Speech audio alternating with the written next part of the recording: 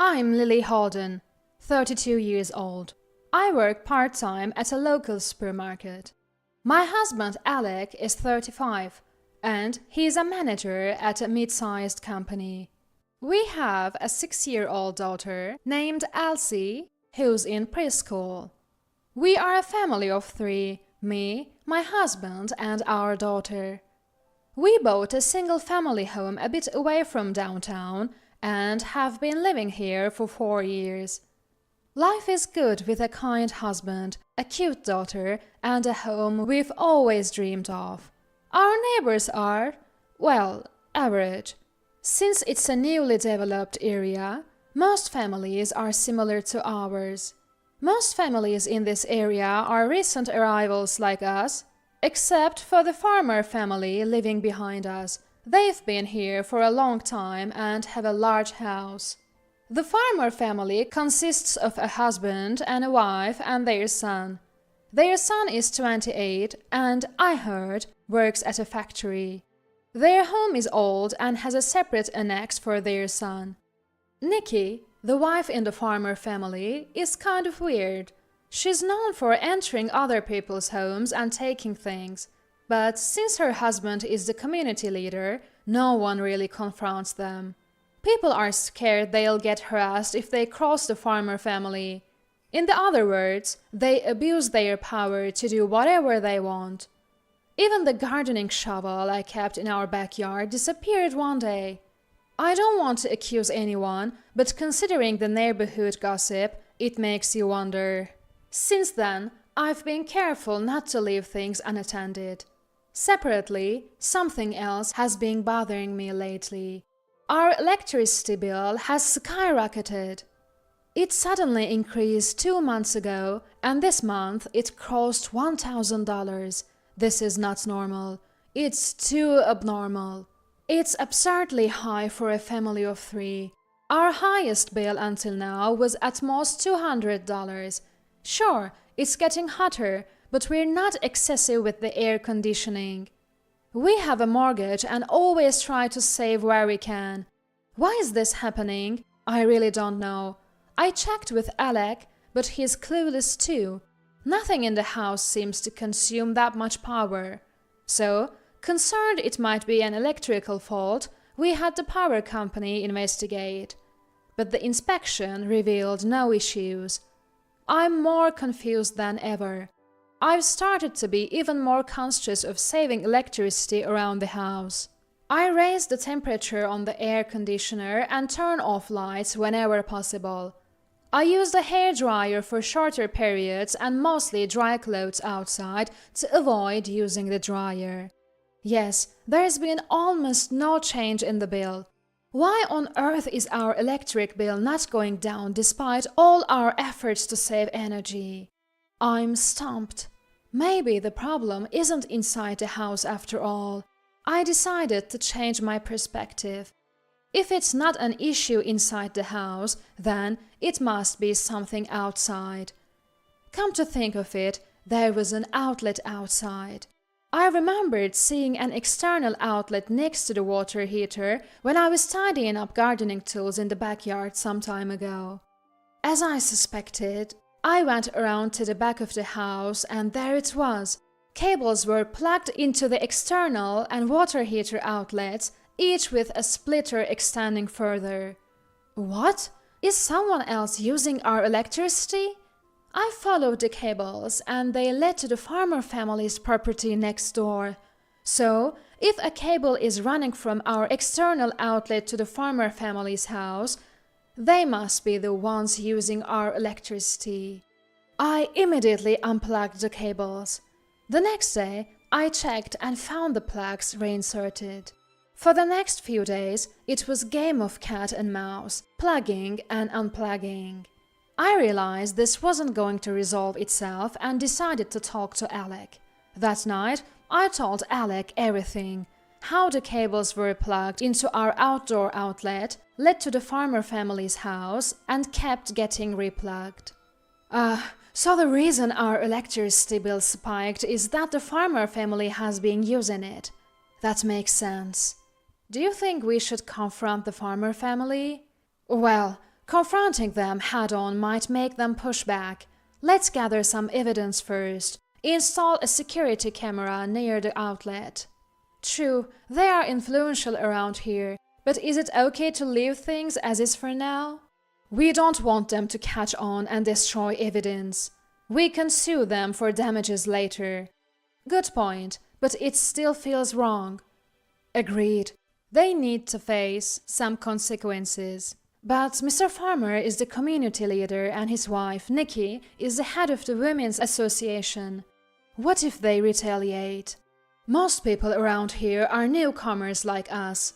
So I don't think the farmers have that much influence anymore. Yeah, I've noticed we mostly talk to people around our age who recently moved here.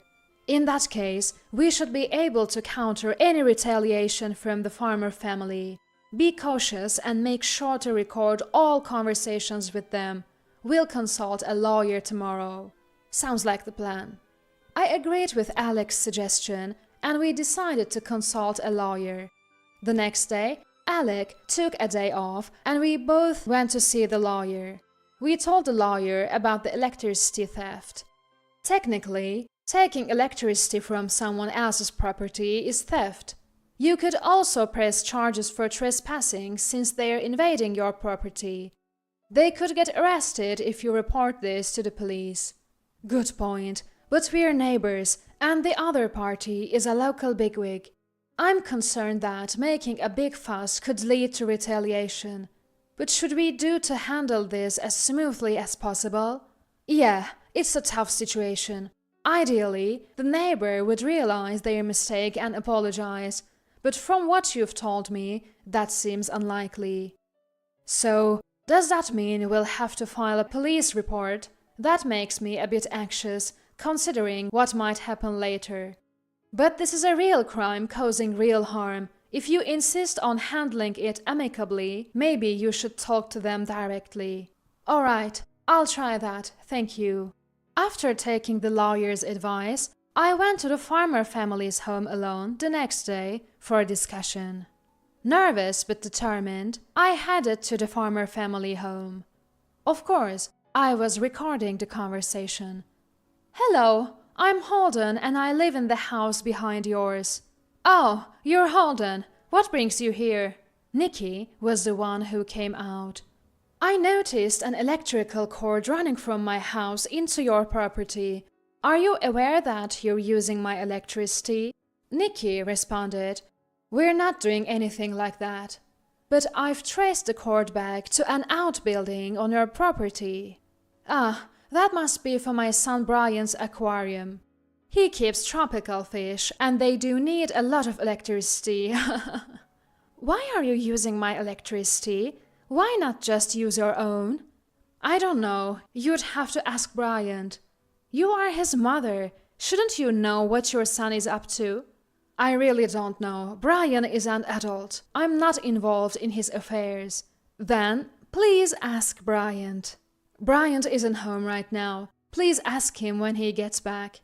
What time is Mr. Bryant coming home? Brian's not here right now. He'll be home after 7 p.m. You can ask him then. Alright, I'll come back around that time. She was quite an unpleasant person. I thought she lacked a sense of responsibility even about her own son. So I returned to the farmer family's home when I thought Bryant would be back. Bryant was there, but he was a quiet, gloomy guy. As I was explaining the situation again, Bryant led me to his room in the outbuilding. Wow, beautiful! I couldn't help but exclaim as he led me into the room. One room in the annex was spectacular. The entire wall was lined with aquariums filled with dazzling tropical fish. It was like a small aquarium. Each tank had a circulating pump and heater, all connected by cords to an electrical outlet. Bryant looks smug as he speaks. Beautiful, isn't it? Did you enjoy it? It's nice, but that's not the issue right now. But you enjoyed looking at this, so we're good, right? Wait, what do you mean, we're good? Bryant says something incomprehensible. Look, I'm using electricity from your home, but you got to enjoy this display. So, let's call it even for admission, okay? Excuse me? What are you talking about? It evens out. The electricity bill and the viewing fee cancel each other. No way, that doesn't make any sense. You get to enjoy these amazing tropical fish for free. I should be the one charging you. He says something outrageous. That apple doesn't fall far from the tree. I found myself oddly agreeing. I've been billed nearly $1,000 for electricity. We would never use this much. Where do you find such an expensive aquarium anyway? It's not a fair trade, and, by the way, stealing electricity is a criminal act. Bryant flashes an insincere grin. There's no issue, right? You got something worth the cost. Okay, we're done here. I get so frustrated by his nonsensical argument. Alright, I'm unplugging the cord now. Clean up and leave. And don't ever use someone else's electricity without permission. I won't let you do that. I've given you something worthwhile, and I can do it again. That's my line. There's no way I'm letting you use my electricity. I'm the one paying for it, you know. That's when Nikki steps in. Stop complaining. My husband is a neighborhood chairman. Keep this up and you won't be able to live here. As expected, she used her power to threaten me. I expected her to pull rank. That's totally unreasonable. Enough, you're making a fuss over a little electricity. A little? It's nearly $1,000 a month. Nikki snorts. That's not my problem. Can you leave? You're being a bother. Frustrated, I decide I can't win this one and reluctantly leave. This is hopeless. I go home and report to Alec, who had returned. What's wrong with that woman? Well, she's worse than we imagined. So, what do we do? Alec puts his hand on his chin, thinking. I have an idea. What? How about we take a vacation? What are you talking about? Are you crazy? At a time like this? Hoping he had some sort of plan, I couldn't help but shout at Alec's misplaced words. Alec grins mischievously. Don't you think you're getting a little too worked up, Lily? Let's take a break for a day. I think Elsie would love it too. What are you even thinking about? Come on, don't say that. I'll take care of booking the hotel. Also, could you empty out the fridge? I became more and more confused about what Alec was thinking. Wait, are we gonna be stuck eating frozen meals for a while? That's fine. What are you even thinking? I'm just planning the trip. Alec's answer only made my heart hurt. So, we decided to take a weekend trip at the end of the month. Before leaving, Alec switched off all the breakers, disabling all the electricity in the house except for the security cameras, which run on batteries. Alright, we're all set. Let's go. Sure, whatever. I don't even know anymore. We got into the car, put Elsie in her car seat, and I took a seat in the back. At this point, I decided to just forget everything and enjoy the trip. Off we go. Okay. Elsie seemed excited about the long overdue trip, which lifted my spirits a bit. We did some sightseeing, had lunch, and finally arrived at the hotel in the evening. I don't get it, but once we're here, there's no point in worrying anymore. I decided to put aside the issues with the farmer family and enjoy our meal. I even had a little drink, tagging along with Alec. The three of us slept together on the king-size bed in our room. It did help relieve some of the recent stress. But I couldn't shake my concern. Did Alec just bring me on this trip to cheer me up? Is that all there is to it? As our fun trip came to an end, and we neared home, my spirits started to sink again. When we arrived home and stepped out of the car, the air around the house seemed to smell like something had burned. The next day, a neighbor filled me in while I was handing out souvenirs. Hey, does it smell like something burned around here? Yeah, the farmer family's house had a fire the night before last. Seems their annex burned down. Really? Finally, I understood what Alec had been planning. It was crazy. Fire trucks everywhere, a real spectacle. That annex is close to our house.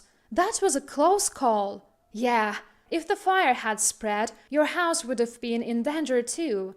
But guess what? There were a lot of fish tanks in the room that caught fire. When they toppled over, the water spilled out and put out most of the fire. That's a relief. I recalled that beautiful setup. Indeed, with all that water from the tanks, it should be enough to douse a fire, I thought, finding odd comfort in that act. But it seems like all of their tropical fish didn't make it. Apparently, some of them were quite expensive. To be honest, I've never really liked the farmer family, so between you and me, it feels like they got what they deserved. But keep it a secret, okay? After gathering some information, I go home to update Alec. Hey, it turns out it really was the farmer family who started the fire. Everything went according to the plan here too. All is good. Alec, who was reviewing the security camera footage, shows me a small monitor. There, I clearly see Mr. Bryant trespassing into our property. He seems a bit clueless, checking a power outlet and repeatedly plugging and unplugging something. We should take this footage to the police tomorrow. We've got all the evidence we need, so this will settle it. Absolutely, I can finally breathe easy. I found myself smiling for the first time in a while. The next day, we go to the police and submit our evidence, including the camera footage and the recorded conversations. The police respond immediately, and Mr. Bryant is soon arrested. According to the police, it seems that when our power was cut, he tried to ensure power for his tropical fish tank from his own home. However, he caused a fire by not thinking and overloading an outlet.